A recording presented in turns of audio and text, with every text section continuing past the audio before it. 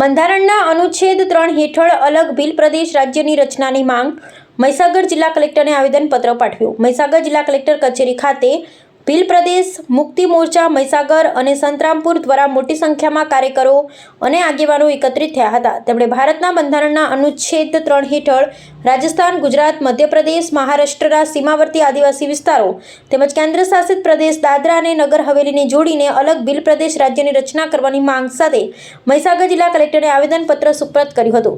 આવેદનપત્રમાં રજૂઆત કરવામાં આવી હતી કે ભીલ સમાજમાં સામાજિક, શૈક્ષણિક, આર્થિક અને સાંસ્કૃતિક વિકાસને વધુ વેગ મળે તેમજ આદિવાસી વિસ્તારનો સર્વાંગી વિકાસ માટે અલગ ભીલ પ્રદેશ રાજ્યની રચના અંગે કેન્દ્ર સરકાર સમક્ષ યોગ્ય રજૂઆત કરવામાં આવે। આ પ્રસંગે ઉપસ્થિત આગેવાનોએ જણાવ્યું હતું કે ભીલ પ્રદેશ રાજ્યની માંગ લાંબા સમયથી ચાલી રહી છે અને આ માંગને લોકશાહી તથા બંધારણીય માધ્યમથી સરકાર સમક્ષ સતત રજૂ કરવામાં આવી રહી છે।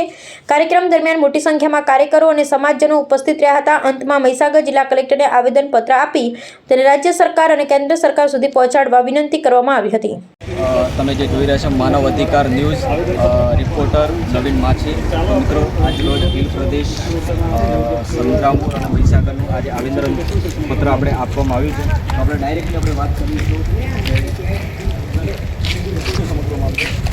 આજરોજ અમે ભીલ પ્રદેશ મુક્તિ મોરચાના નેજા હેઠળ ગુજરાત, રાજસ્થાન, મધ્યપ્રદેશ અને મહારાષ્ટ્રના 4 રાજ્યોને મળીને એક નવું રાજ્ય ભીલ પ્રદેશ રાજ્ય બનાવવામાં આવે એ માંગને લઈને અમે દર વર્ષની જેમ 2015થી લઈને દર વખતે જિલ્લા કલેક્ટર મથક ખાતે અમે આવેદનપત્ર આપીએ છીએ અને એમાં રજૂઆત કરીએ છીએ માન્ય રાષ્ટ્રપતિ મહોદયને કે આજે 4 રાજ્યોનો 49 જિલ્લાઓ છે એને મળી અને ભીલ પ્રદેશ રાજ્ય બનાવવામાં આવે। જે અંગ્રેજી શાસનકાળ વ્યવસ્થા દરમિયાન અંગ્રેજોએ જે મેપ 1874માં જે રજૂ કરેલો હતો એ મેપના આધારે એ વખતે અંગ્રેજોએ ભીલ ટેરિટરી કરીને મેપ જાહેર કરેલો છે, તો એને પુનઃસ્થાપિત કરી અને આદિવાસી રાજ્ય આપવામાં આવે જેથી કરીને અમે અમારા વિસ્તારની અંદર જળ, જંગલ, જમીન અને જે ફોરેસ્ટ છે એને સાચવી શકીએ, એનું સંવર્ધન કરી શકીએ, અમારી બોલી, ભાષા, સંસ્કૃતિ અને રીત રિવાજોનું સંરક્ષણ કરી શકીએ। એ માટે અમે દર વર્ષે 15 જુલાઈના રોજ માન્ય રાષ્ટ્રપતિને સંબોધીને આવેદનપત્ર આપીએ। શું નામ સાહેબ તમારું? મારું નામ જયેશ માલીવાડ છે। અને કઈના વતની છો તમે? સંતરામપુર। અને સાહેબ, જે આજે તમે ઇન્ટરવ્યૂ આપ્યું છે એ કોના મારફતે તમે આપેલું છે?